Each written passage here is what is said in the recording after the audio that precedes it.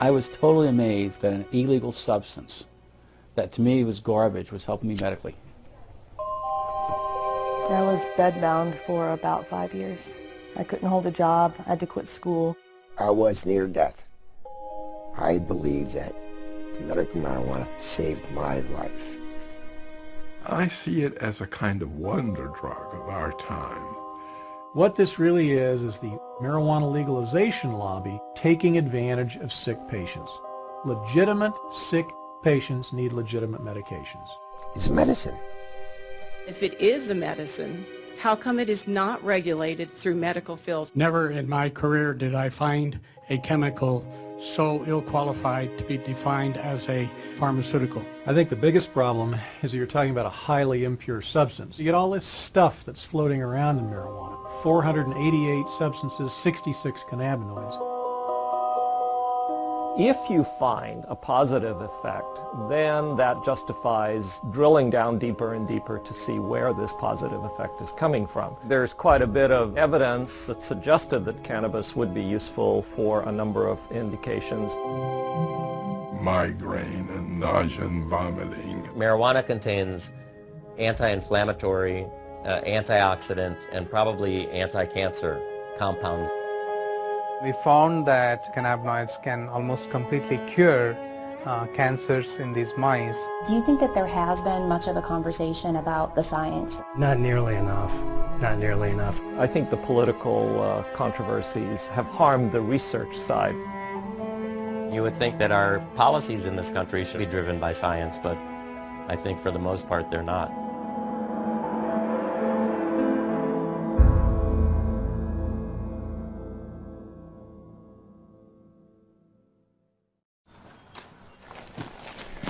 I'm not one for just sitting around.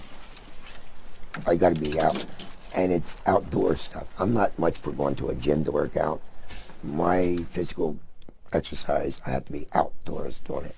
For Point Hatfield, the mountains and rivers of Montana have always been a certain kind of therapy. Running and river guiding in the summer and teaching backcountry skiing in the winter have helped him through life's many difficulties. But the greatest challenge of his life took the outdoors away from him.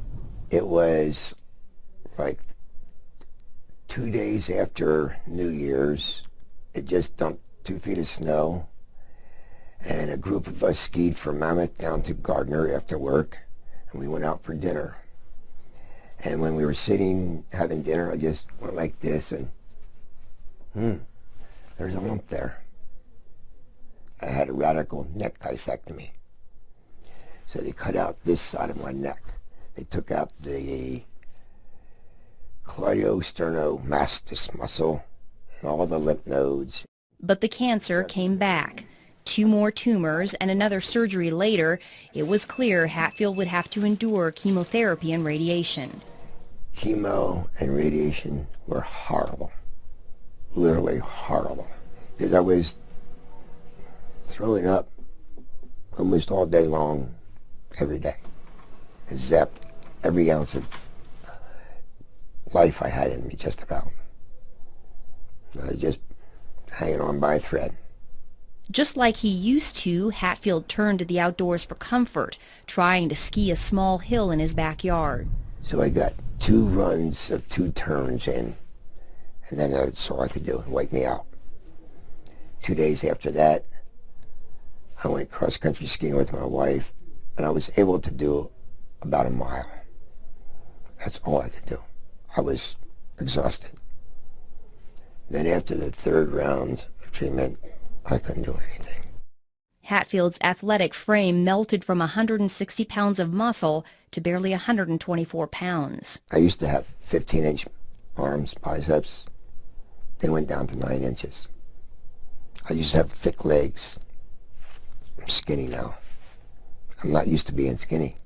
Are there things that you know that kind of trigger your nausea and things like that? No, it just comes. Just like that, it just comes. And we've used the other anti-nausea medications with you. I was on Ativan. I was on Zoloft. I think Zofran too. And there was a couple of steroids that I or a patch with, I think it was a couple other drugs too that they tried. Dr. Jack Hensold is Hatfield's oncologist. He says these are common anti-nausea medications that work for most patients. We have very good anti-nausea medications now, and you know, I make a little bit of an advertisement for that right now. People don't get sick on chemotherapy as they used to because the standard anti-nausea medications are so good. But Point Hatfield wasn't one of those patients. They just did not work. Not at all? Not at all. Didn't alleviate anything. So what was the next step? Well, then Dr. Hensel would ask me if I would be willing to try medical marijuana. I said, I'll try anything. We've had patients who've tolerated very well, and it's done some really good things for them. Even though Hatfield had his doctor's blessing, he still needed the green light from Wendy Gwenner, the hospital's oncology social worker. We had a fair number of patients who came out of the woodwork who probably were users anyway and said, well, gosh, I've got cancer. Can I get a card? And the answer is no, you can't. Gwenner carefully evaluated Hatfield's case, just like she does with every patient, before signing off on the medical marijuana recommendation. We have to be screening you and making sure that we've used appropriate medications as first-line treatment if our antiemetic medicines have not worked well, and we've gone through our cadre of medicines, then we would go to medical marijuana. After I got the medical marijuana, it just alleviated so much of that sick, pukey feeling, and alleviated the throwing up. Immediately? Immediately. Wow. Immediately. It's like it was a godsend. It was a wonderful thing. Because that throwing up all the time is not good. Right, right. I believe that the medical marijuana saved my life. I couldn't eat anything, couldn't swallow, and I just think it saved my life. 5 years after he was first diagnosed, Hatfield is cancer-free and enjoying Montana's beauty again. Nowadays, he says the beauty isn't the only thing he loves about this state.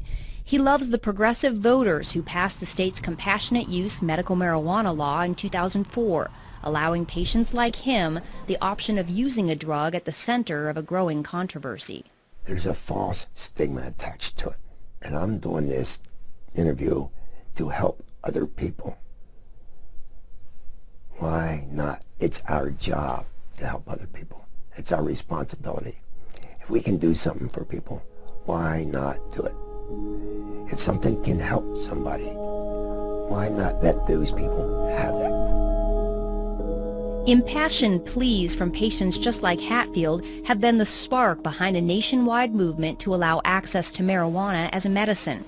By the fall of 2010, 15 states had passed laws similar to Montana's. This is all in direct conflict with federal law.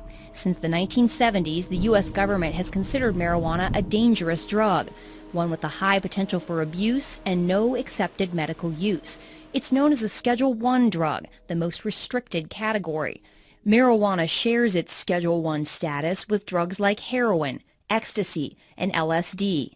Drugs that have a high potential for abuse but do have an accepted medical value are placed on Schedule II.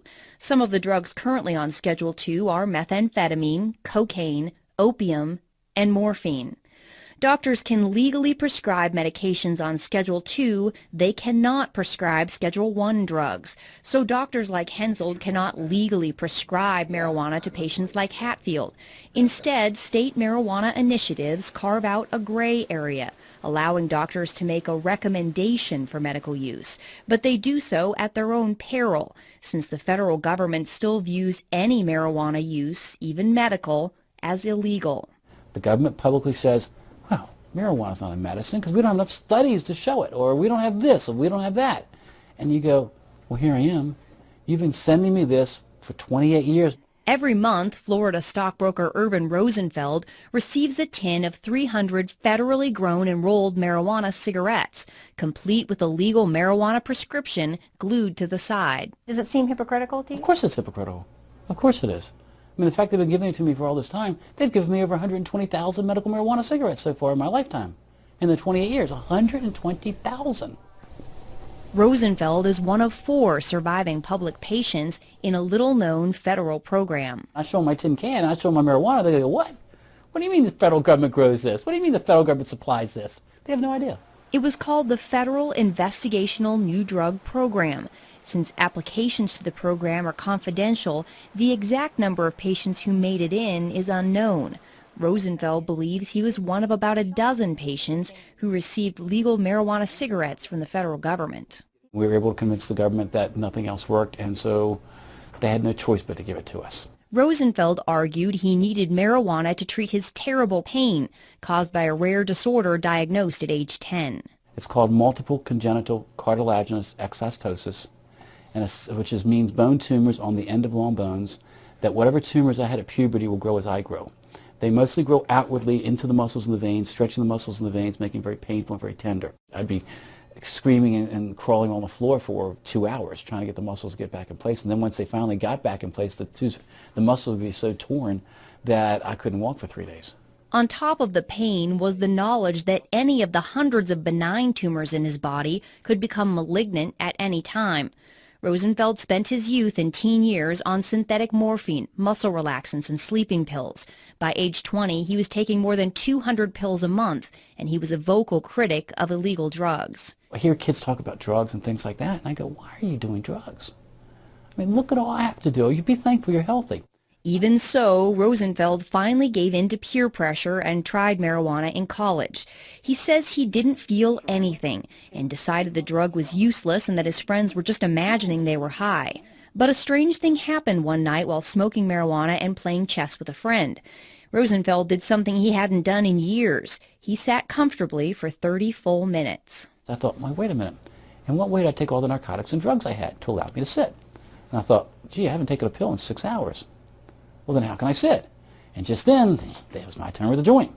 They handed me the joint. I looked at this piece of garbage, because to me it's all it was. I said, this is the only thing I've done differently. I've smoked this garbage. I wonder if there's any medical benefit to this garbage.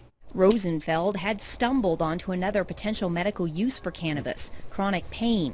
When he joined the federal program in the 80s, he became one of a rare group of medical marijuana patients, patients who could speak openly without fear of arrest about its medical benefits. Their stories added some legitimacy to an expanding body of anecdotal evidence. Medical marijuana has grown to a point where the government looks foolish saying it's not a medicine. It is a medicine. 82-year-old retired Harvard professor Dr. Lester Grinspoon is well versed in the anecdotal evidence surrounding medical marijuana. He's told Urban Rosenfeld's story along with many other patient stories in his book Marijuana, the Forbidden Medicine. His opinion of cannabis has come a long way since he first began investigating it as a young assistant professor of psychiatry at Harvard in the late 60s. Back then, he certainly did not see it as a medicine. Back then, he certainly did not see it as a medicine. I could only see from my ivory tower that lots of people were using marijuana. I had a concern that marijuana was a terribly I believed it, a terribly dangerous drug. And why wouldn't he? The 1930s era film Reefer Madness was a dramatic manifestation of government and media claims about the dangers of marijuana.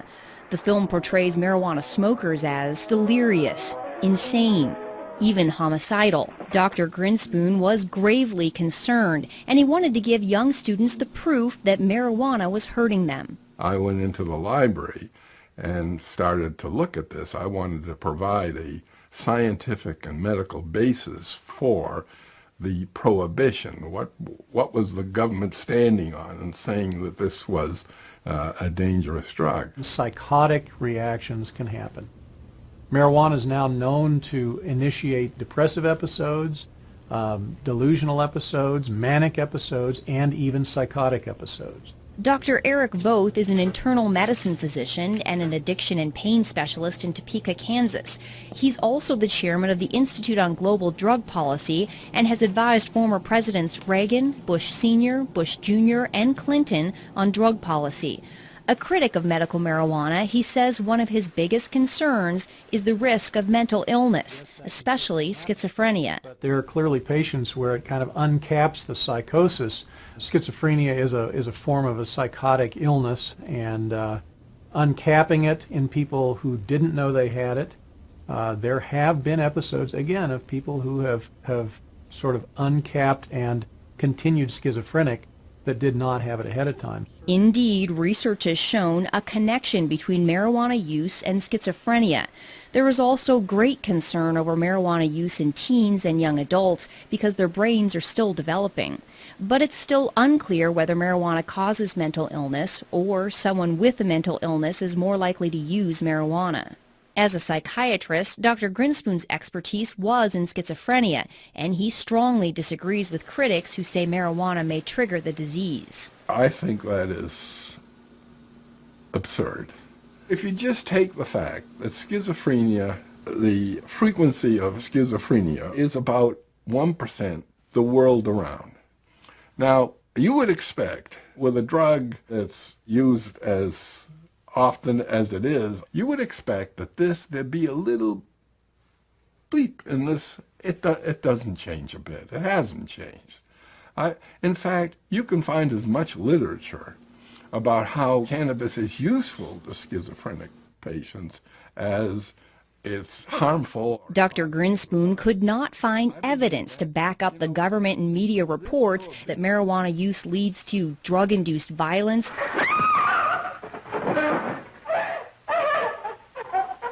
and incurable insanity. He is hopelessly and incurably insane, a condition caused by the drug marijuana to which he was addicted. This substance, the most harmful thing about it was not any inherent psychopharmacological property of the drug, but rather the way we as a society were treating the people who use this drug. It's been a medicine for about 3,000 years now. It only hasn't been a medicine in this country for 68 years. I say in the scheme of things, it's been a medicine a whole lot longer than it hasn't been. Dr. Donald Abrams is a professor of clinical medicine at the University of California, San Francisco, and an oncology physician at San Francisco General Hospital. He says doctors were able to freely prescribe cannabis for various ailments up until 1937. Harry Anslinger, who was a prohibitionist and the first head of the Federal Narcotics Bureau, decided to introduce the so-called Marijuana Tax Act. Physicians in the United States knew the medicine as cannabis, and by using marijuana, he sort of did an end run around the medical community. The act imposed a high tax on medical marijuana and such onerous registration and reporting requirements that it effectively banned its use as a medicine altogether. The American Medical Association came out in opposition to the act, with Dr. William C. Woodward testifying there was no evidence the medical use of cannabis was causing addiction, and that there are evident potentialities in the drug that should not be shut off by adverse legislation. He opined that it's impossible to foresee how much the new regulations will deprive the public of the benefits of a drug that, on further research, may prove to be of substantial value. The Marijuana Tax Act delivered the final blow to a medicine that was already being replaced by the opiates and aspirin. Cannabis was removed from the U.S. Pharmacopoeia in 1942. The fact that cannabis was an accepted, valuable medicine in the United States for nearly a century might be surprising to the teens who grew up watching the dramatizations of reefer madness. It certainly came as a surprise to Dr. Grinspoon. I discovered when I got into the library that I, despite my training in science and medicine, had been brainwashed. He put his findings into an 80-page paper, aptly titled Marijuana Reconsidered. It was later published in Scientific American. Then his professional investigation of cannabis took an unexpected, personal turn. His son Danny, suffering from childhood leukemia, had begun chemotherapy. The chemotherapeutics that he had to receive were just devastating to him in terms of the nausea and vomiting. It's a nausea that goes right down to your toenails. I mean, it's really beyond description. Even with all his prior research, Dr. Grinspoon still had no idea that marijuana might be able to stop Danny's chemotherapy-induced nausea. One night at a dinner party, an oncology doctor who had read his paper on marijuana related the story of a 17-year-old with leukemia who used marijuana to treat his terrible nausea.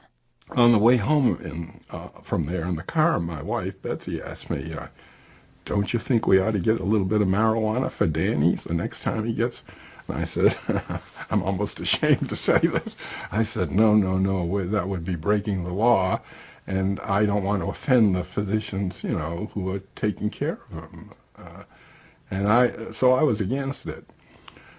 She's a rather plucky woman, and next time he came in for his chemotherapy, she went up to the Wellesley High School parking lot, and they found his friend Mark, and asked him if Mrs. Grinspoon, wanted a little bit of marijuana. When Dr. Grinspoon showed up for Danny's chemo treatment, he was surprised to find his wife and Danny so relaxed. They were joking, and he was smiling, and no problem. He got on the gurney, had the injection, and whereas before, with this particular chemo, he became nauseous, felt awful right away, and the race to get home before he started to vomit, and then in a bed with a bucket at his side there until it was just dry heaves. That day, he got off the gurney, he said, "Hey, Mom, there's a sub sandwich on Brookline Avenue, I noticed. Could we get a sub on the way home?" When he discovered Danny had smoked marijuana, Dr. Grinspoon was not angry. He was relieved. And I called the doctor, the attending who was taking care of him, and I said, I'm not going to stand in his way doing this again. He said, don't. And don't have him do it in the parking lot. I want to see this myself. And so it went. He never had any difficulty with nausea and vomiting. With the further treatments for as long as he lived, he was free of that anxiety. And I can tell you, it was not only a relief for him, it was a relief for his parents and his siblings. It was a godsend. Not surprisingly, Dr. Grinspoon has become an ardent supporter of legalizing marijuana for medical use. People who suffer from these symptoms and syndromes, depending on just how serious they are, that's always accompanied by anxiety. And to take and artificially impose another level of anxiety, the anxiety involved in doing something which is illegal, for which you can be punished, is cruel. By the 1980s, scientific interest in cannabis had begun to catch up with the personal experiences. According to a 1982 United States Institute of Medicine report, Marijuana and Health, the preliminary research coupled with anecdotal evidence warranted a closer look at medicinal cannabis. The report also found that marijuana attacks diseases and symptoms differently than other drugs. This offered the tantalizing possibility for drug companies to develop new, novel drugs out of the chemicals in the marijuana plant. The Institute of Medicine called for more research on these chemicals, known as cannabinoids. Even with this encouragement, research on cannabis failed to flower. There aren't many scientists or clinical investigators who are particularly interested in doing research in medical marijuana because it's such a hassle. Marijuana's Schedule I status means Dr. Abrams has to get approval from more than a half dozen regulatory bodies before he can start a cannabis medical trial. There are so many roadblocks that you have to go through. Marijuana is an illegal substance that I think a lot of investigators and even organizations just don't want to get involved in something that is so controversial. Dr. Igor Grant is a professor of psychiatry and the director of the California-based Center for Medicinal Cannabis Research. He says not only is the research bureaucratically difficult, it's expensive, and financial backers are hard to find. You know, an ordinary investigator just does not have the time or resources to do this kind of work. I mean, you really need, either federal or state funding or pharma funding, something to navigate this whole system. The center's research was funded by a $9 million grant from California taxpayers. The money allowed for a few legitimate small marijuana trials, including several done by Dr. Abrams, that confirmed what Rosenfeld was saying all along, that cannabis works on pain, especially pain that does not respond to opiates. All of them, to some extent or another, demonstrated that smoked marijuana is effective in this situation for which we really don't have very good treatments. I can say that the cannabinoids are almost certain to be useful in neuropathic pain based on the research that we've done. But even when researchers get significant results like this, Dr. Abrams says cannabis research can still be an academic dead end. When I submit it for publication, I have found what I perceive to be a publication bias, that people are not particularly interested in publishing data suggesting that marijuana might have some benefits. All of those things, I think, sort of dampen anybody's enthusiasm to take on medical marijuana research. And scientists are not getting much help from pharmaceutical companies either. No pharmaceutical company is interested in supporting, marijuana research. Because it's a naturally occurring substance out in the world, so you can't patent it per se. So the research on it is quite dicey. It really is. Nobody can make any money on that research or on that development. Even if drug companies created a novel marijuana plant drug that they could patent, doctors could not prescribe it. It's going to be a class 1 type of drug.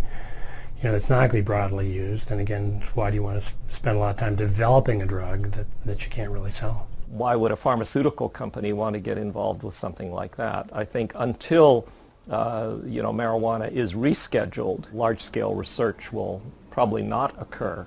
Advocates have been mired in a decades-long legal fight with the U.S. Drug Enforcement Agency to do just that. In the late 80s, they made the argument that marijuana has accepted medical value and that it belongs on Schedule II.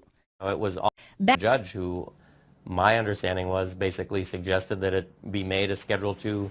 According to government documents, the DEA's administrative law judge, Francis Young, found there was incontrovertible evidence that cannabis was an effective medical treatment for nausea and appetite loss, multiple sclerosis, and spinal cord injury spasms. Judge Young ruled marijuana should be moved to Schedule II, writing, "The evidence in this record clearly shows that marijuana has been accepted as capable of relieving the distress of great numbers of very ill people. It would be unreasonable, arbitrary, and capricious for DEA to continue to stand between those sufferers and the benefits of this substance." For those who were concerned about marijuana's side effects, Young ruled that as a medicine under a doctor's supervision, marijuana in its natural form is one of the safest therapeutically active substances known to man. The DEA and other federal agencies disagreed. They overruled Judge Young's decision and kept marijuana on Schedule I. But the ruling did add to growing pressure on the U.S. government to go beyond its own compassionate use program and make marijuana legally available as a medicine. The answer? Provide a pill that can do what the plant does. For years, the government had been sponsoring and funding research to put the active ingredient in marijuana, THC, into a capsule form. Known as dronabinol or Marinol, the drug is a synthetic version of THC created in the laboratory. Since it did not come directly from the plant, the DEA placed it on Schedule II. They wanted to have an answer to people like me. There is a medicine out there that people can buy. They don't have to use herbal marijuana. Dr. Grinspoon says the problem is Marinol does not work as well as marijuana. You take people who have used both herbal marijuana, smoked it or ingested it, and Marinol or dronabinol. Every time, never an exception. Oh, I much prefer herbal marijuana. It was my experience when AIDS patients first started taking dronabinol back in 1992 that they didn't like it. The absorption when taken orally of THC is very variable and low. The gut only absorbs 12%, plus or minus a few percent depending on the individual. The problem with taking it through the gut, you have to wait for an hour and a half to 2 hours to know whether you're getting relief from the pain or the nausea or whatever it is you're trying to relieve. How does Marinol compare in all this? I was talking earlier. Do you feel like it's as effective as the plant or no? No. I do not believe Marinol is as effective as marijuana or THC. And why do you say that? I've never really seen it work. We've added on, it's expensive, and I've never had a patient who seemed to get much benefit from it. We really haven't had very much success with patients with Marinol for any side effect management. So there's something that is lost in with the THC in that processing. Dr. Abrams says what's lost in the processing are all the other cannabinoids in the plant, some of which are known to mitigate the high associated with THC, making the patient feel more relaxed instead of anxious. There are 400 other compounds in the plant, including 70 other sort of lookalikes to delta-9 THC, and those are all there for a reason. They provide balance, if you will, the yin and the yang, and my opinion that you lose that balance when you remove the single most psychoactive component from the plant and use that as a pharmaceutical. I've used Marinol on some patients selectively. I've not had any problem with Marinol. Dr. Voth says while he's not overly impressed with Marinol, he would rather have patients take a pill. He says telling a patient to smoke an illegal plant is substandard medicine. I treat a lot of sick patients with all sorts of different pain and neuropathic disorders and cancer, etc. And I cannot think of one circumstance in 27 years of active practice that I've had to say, well, it's time for you to smoke dope. I just haven't. And that includes terminal patients and hospice patients. Anyone who says that, we have adequate treatments for all of the conditions for which marijuana is purported to have some effect, I don't think that is a correct statement. I think the fact is that we have a lot of difficult to treat conditions, and there may be a niche or a place for the cannabinoids with some of those conditions. Oncology social worker Wendy Gwenner agrees. She's personally seen patients who don't get adequate relief from the anti-nausea drugs. And when it comes to getting patients to eat, it is far and away the best medication that we have for chronic wasting and for increasing appetite in cancer patients. There's probably nothing that works as well for appetite stimulation that we have as marijuana. But Dr. Hensoldt says cannabis does have one side effect that certain patients don't like, namely the high. Most of the side effects I worry about with patients are really the euphoria and the altered sense of consciousness that people get, and whether they'll tolerate that or not. Generally, you'd consider a high as an adverse effect. So that adverse side effect for people who don't want to be high is really a problem. For other patients, though, the high could be part of the therapeutic effect. A 1999 U.S. Institute of Medicine report on marijuana found the drug's anti-anxiety and sedative effects could be a benefit. I can't convince myself that the psychoactive part doesn't play a part. If they feel good, that's terrific. But does feeling good lead to addiction? Absolutely. Marijuana is habituating, addictive, whatever you want to call it. Dr. Voth says marijuana has about the same addictive potential as alcohol. The 1999 government report found marijuana was slightly less addictive than alcohol, with 9% of all users experiencing addiction. And marijuana does not have the extreme physical withdrawal symptoms that alcohol and other drugs do. Potential for withdrawal is really minimal because the cannabinoids are stored in fat, so that if you stop using marijuana abruptly, it still leaches out from fat over a number of days, so you don't get a precipitous withdrawal. Regardless of the mild withdrawal symptoms, Dr. Voth believes marijuana's side effects and its addictive potential are just a few of the factors that make it unattractive for drug companies to research. I think it's very unlikely that marijuana will ever make it through the FDA. It's the fact that you're smoking dope, that you're smoking a plant. You're smoking something with 488 substances in it. So there's the rub. Schedule 1 is a side issue. It may chill things a little, but it's really that you're looking at smoking dope as a medication. Dr. Voth is not the only one concerned about smoking. The 1999 Institute of Medicine report says smoked marijuana is a crude THC delivery system that also delivers harmful substances. There's a lot of things that have hit the literature that have talked about head and neck tumors, for instance, oral tumors, lung cancers even. The Institute of Medicine found that marijuana smoke can deposit up to 4 times the amount of tar in the lungs of a cannabis smoker as a tobacco smoker. Studies have also shown that marijuana smoke contains higher concentrations of the same carcinogens found in cigarette smoke. While scientists are concerned these factors may lead to lung cancer, they still have not found definitive proof, and patient Point Hatfield says smoking is worth the risk. The thing about smoking the marijuana is it's immediate. You don't wait 20 minutes or half an hour or whatever. It's immediate. And for me, immediate relief was a blessing.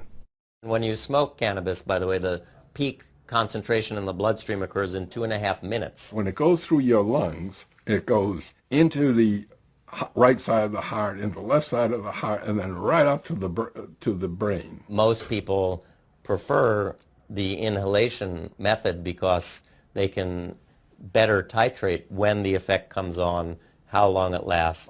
Dr. Grant says until someone comes up with a fast-acting inhaler, smoking may be their best option. I'm not sort of in the camp of people who say, well, I grant you marijuana may work, but it's absolutely unacceptable because it's smoked.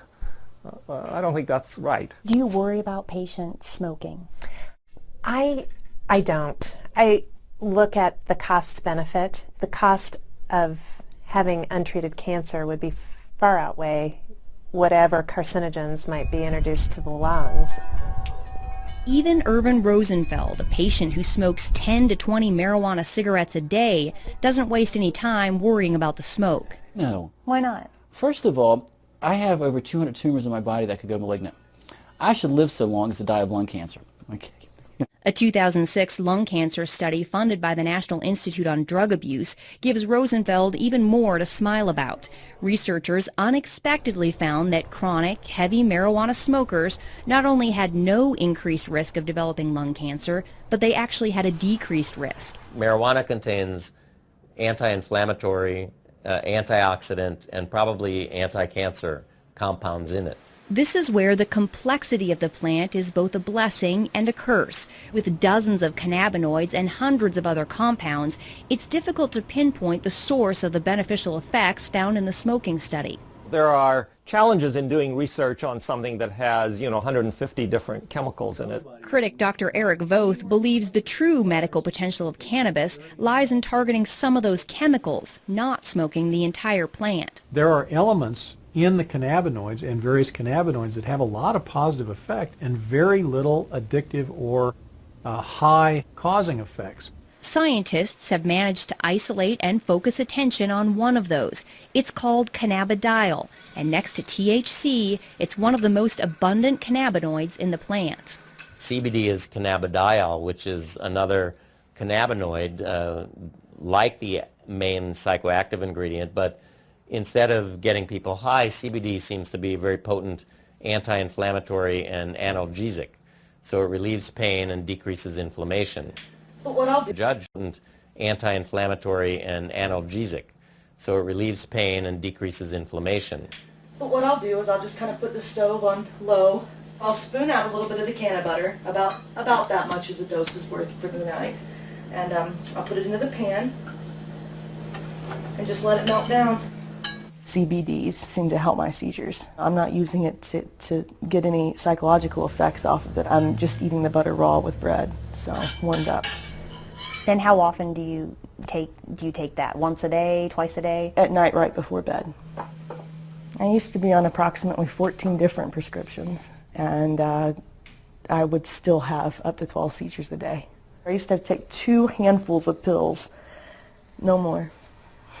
While this 27-year-old epilepsy patient is relieved to be taking medical marijuana, she's considerably more anxious about showing her face and has requested we conceal her identity. Why do you not want to show your face? I am not comfortable showing my face because of all the discrimination that has already happened. She says both she and her husband have lost jobs when she spoke openly about her use of marijuana as a medicine. But the fact of the matter is, somebody has to speak up or nobody will hear these stories. She chose to tell us her story in her artist's studio.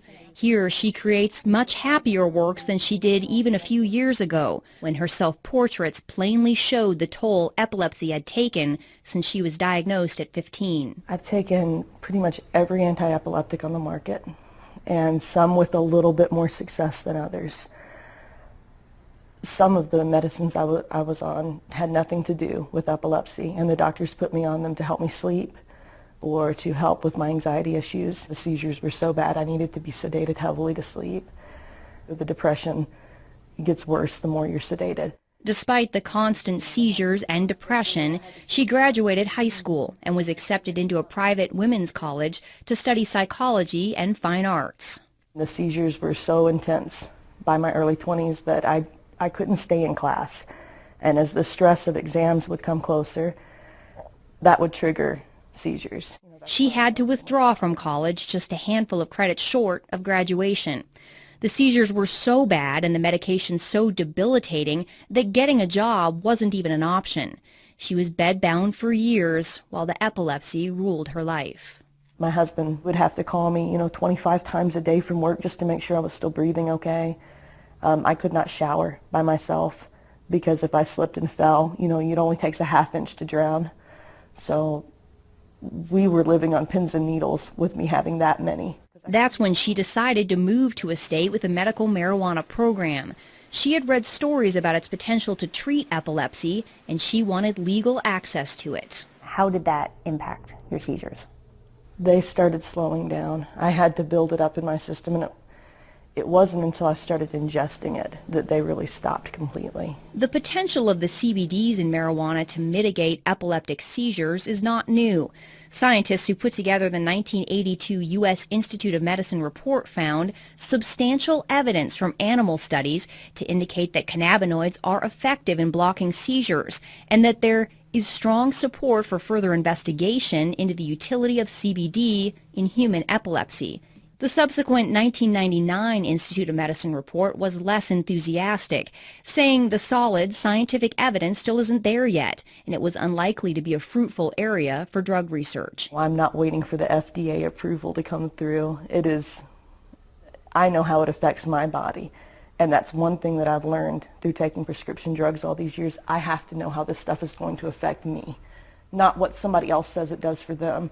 Not only has it completely stopped her seizures, but she says something in the plant works for her anxiety, depression, and insomnia too.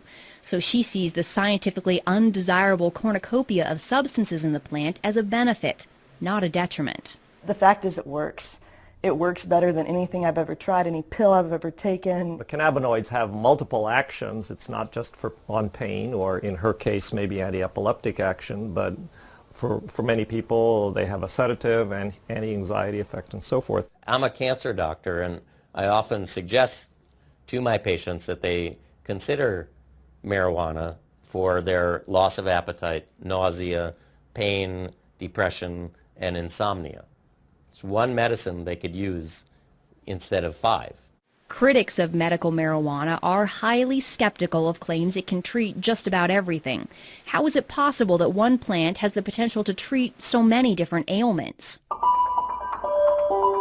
Intriguing answers started appearing in the early 90s when researchers pinpointed receptors in the brain and the body that bind with the cannabinoids.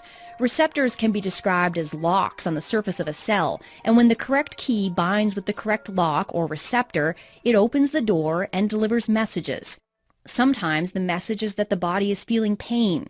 Other times the message may be that there's an invader and the immune system must attack. Scientists located 2 receptors, cannabinoid receptors, one called the CB1 receptor, mainly in the brain, and the other is the CB2 receptor, which is mainly in cells of the immune system. The CB1 receptors are extremely abundant in the brain, but they're also found all over the body in the major organs, the heart, the liver, kidneys, and pancreas. After finding all these locks that accepted the cannabis key, researchers made the next big discovery. The human body makes its own cannabinoids, called endocannabinoids. We have this whole elaborate system where we have these receptors in our brain and in our immune system, and these circulating chemicals that we produce ourselves that really are very, very similar to the chemicals in the marijuana plant. The only difference is that the endocannabinoids that we produce are in such small quantities, and they're also rapidly degraded, so that therefore we are not high all the time, or we don't have that feeling of euphoria all the time. Dr. Prakash Nayagarkatti is a professor of pathology and microbiology at the University of South Carolina. For the last decade, he's been doing research on what's become known as the human endocannabinoid system. The precise functions of the endocannabinoid system is it's still being understood, actually. The discovery of the system, however, is already revealing clues that have bolstered the personal stories of relief. The areas of the brain that control nausea and vomiting, chronic pain, and epileptic seizures all have cannabinoid receptors. What do these things do? Well, in the brain and the nervous system, the cannabinoid system seems to exert kind of a dampening effect. It's kind of an internal, like to think of it as a neurological shock absorber. And when they looked in other animals, they found these receptors were present in basically all animal species. So why do dogs and monkeys, for example, need to have cannabinoid receptors? They must be playing a very critical role in trying to maintain some of the physiological functions. The whole development of the fact that there are cannabinoid receptors in endocannabinoids has really given drug companies and pharmaceutical investigators a lot of opportunity to try to manipulate the body's own cannabinoid system. That's because now they can create synthetic drugs that target the receptors instead of taking chemicals from the plant. By avoiding the plant, they get around the controversies and complications of its Schedule I status. A search of the U.S. patent database reveals numerous large pharmaceutical companies have filed recent patents claiming their cannabinoid receptor drug has the potential to treat almost everything: multiple sclerosis, Alzheimer's, Parkinson's, rheumatoid arthritis, Tourette's, epilepsy, heart disease, obesity, various mental illnesses, and the holy grail of medicine, a cancer cure. We feel that these cannabinoids give us an opportunity to study their functions, and see how we can exploit them, how we can manipulate these cannabinoids and the receptors to find cures for a large number of diseases currently in which there is particularly no cure.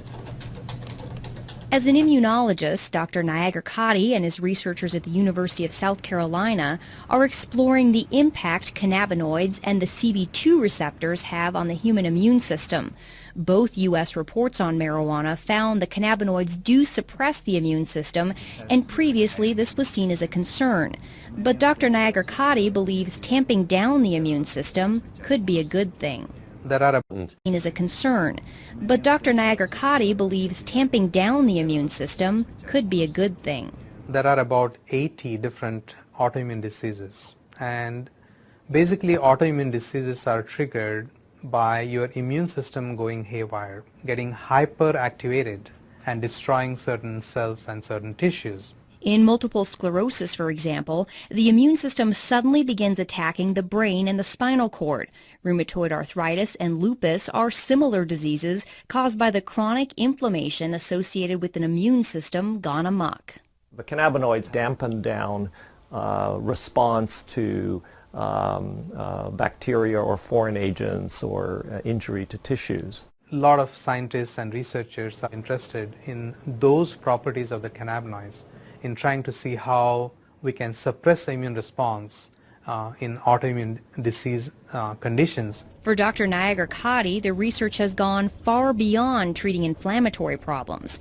He's narrowing in on the potential of cannabinoids to kill immune cells that have mutated and become cancerous. Once they become cancerous, they no longer die a normal cell death. Instead, they begin growing and spreading uncontrollably. We were one of the first labs to demonstrate basically that not only the immune cells, the normal immune cells express these cannabinoid receptors called the CB2 receptors, but also that when these immune cells get transformed and they become cancer, to our surprise we found that these cancer cells continue to express these CB2 receptors.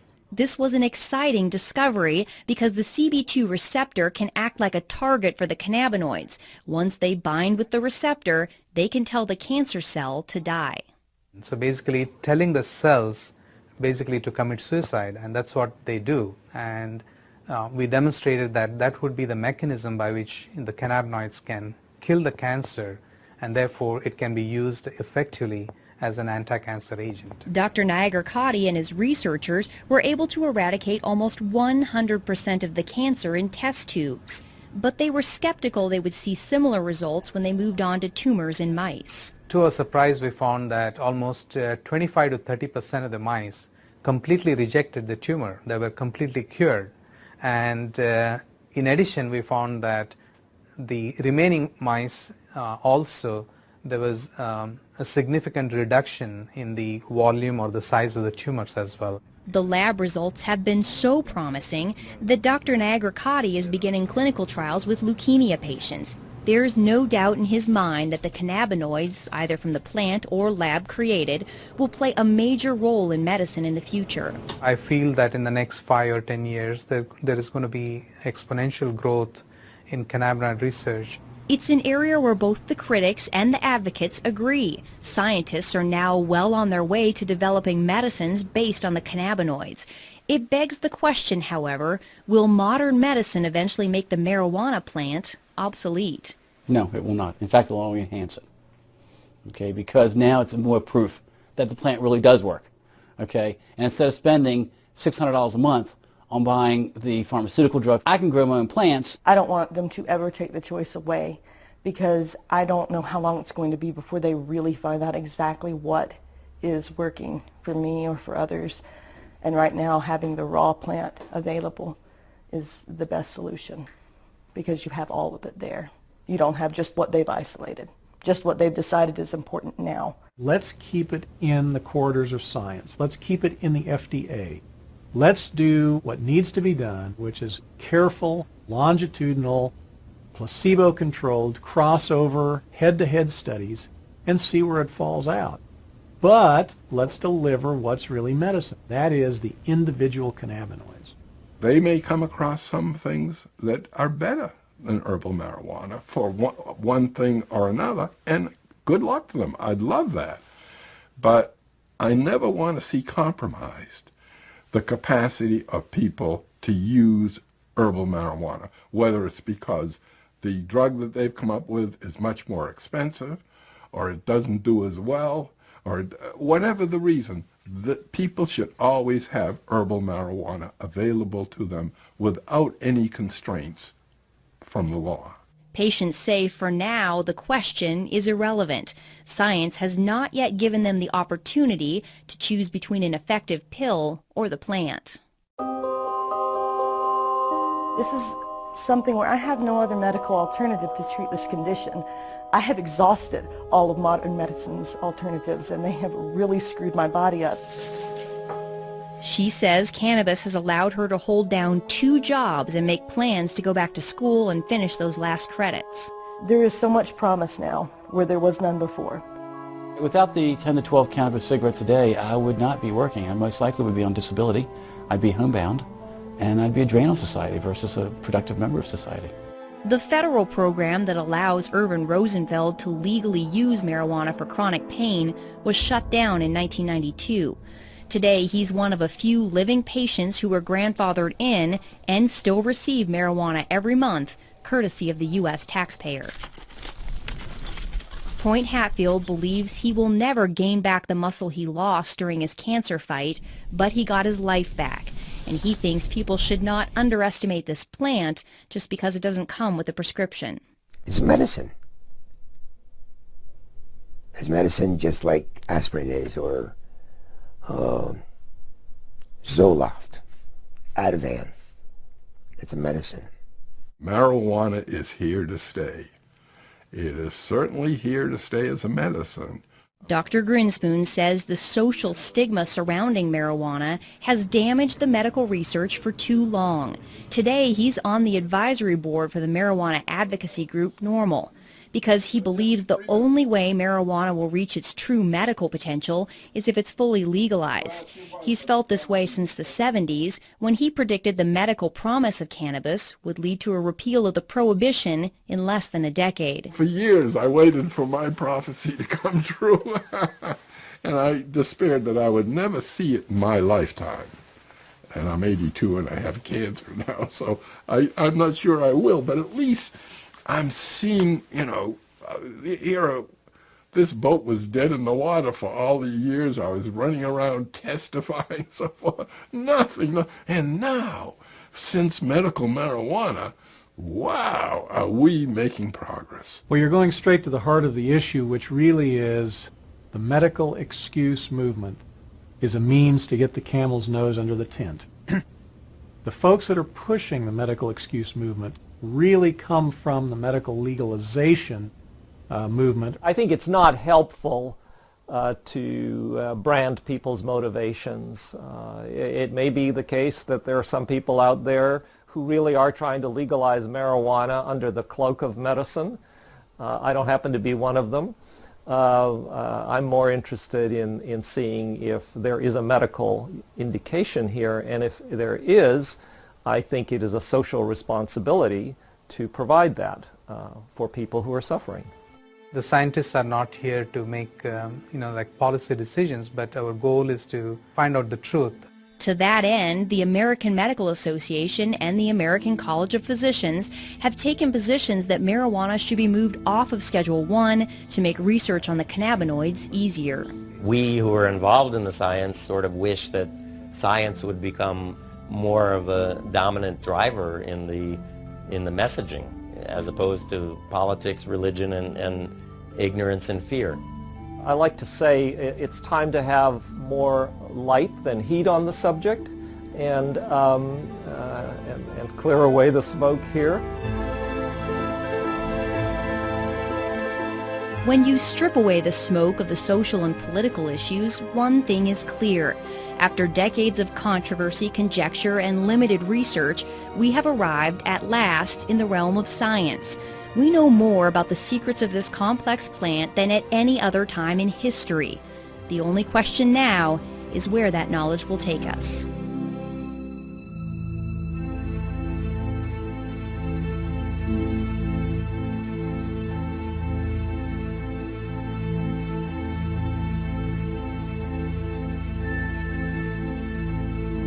Support for this program was made possible by the Friends of Montana PBS and the University